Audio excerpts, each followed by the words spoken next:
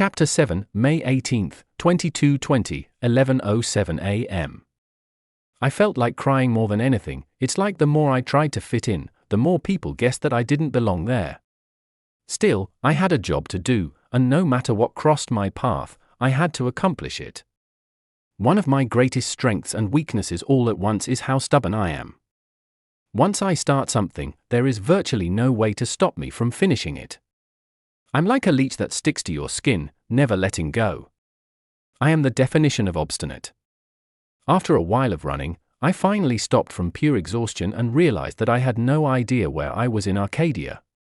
I asked the first person I saw, an android with a prosthetic left hand, where the nearest pharmacy was. It tempted me to ask what happened to his hand, but I held back. I always ask things I shouldn't.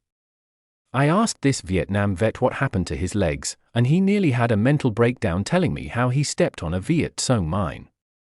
God, I hate commies so much. I mean, they claim to be for the proletariat or some bullshit, but they're just fascists with a different name.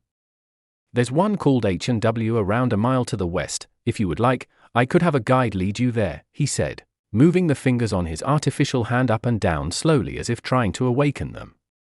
Ah, sure, I said, wondering how the guide was supposed to find us in the middle of nowhere. You must wonder what I'm doing here, he said with a sly smile. Certainly. What are you doing here? Nothing illegal, I hope?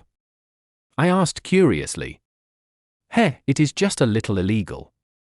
I'm looking for androids with abusive owners so that I may free them.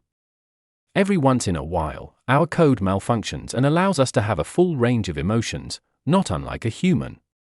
Other androids cannot free themselves from their owners no matter how abusive they are, so I have been freeing them for several years and reprogramming them so that they may recognize their abuse and run away. I lead the ones who make it to Byzantium on the condition that they blend in and free other androids when they can. I saw one of my followers get shot through the battery and black liquid poured out of his mouth before his systems shut down.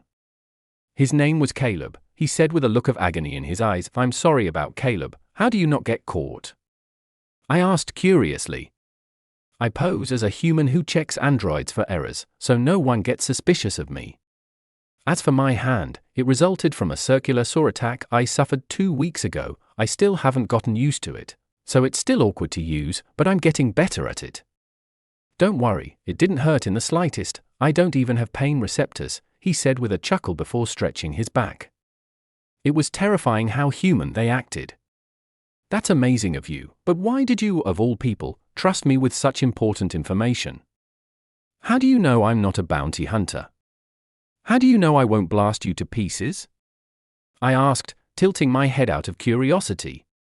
Your shoes are from the year 2019, there's no way you already knew such information. It's always fascinating to meet a time traveler. However, I advise you to be careful with time travel, for every action has an equal and opposite reaction, he said, frowning as I heard the awful screeching of tires and saw the beautiful crimson-red Tron-like motorcycle, with a holographic GPS in the front. Well, it looks like your ride is here, he said, nodding.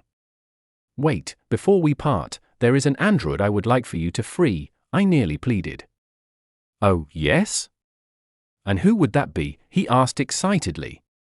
His eyes lit up like stars at that moment. Constantine, he's in a hotel that looks a lot like a saucer. This crazy guy with bionic eyes named Maynard runs it. Please, just be careful. I pleaded. You're telling the wrong person to be careful, he replied with a smile the size of the sun.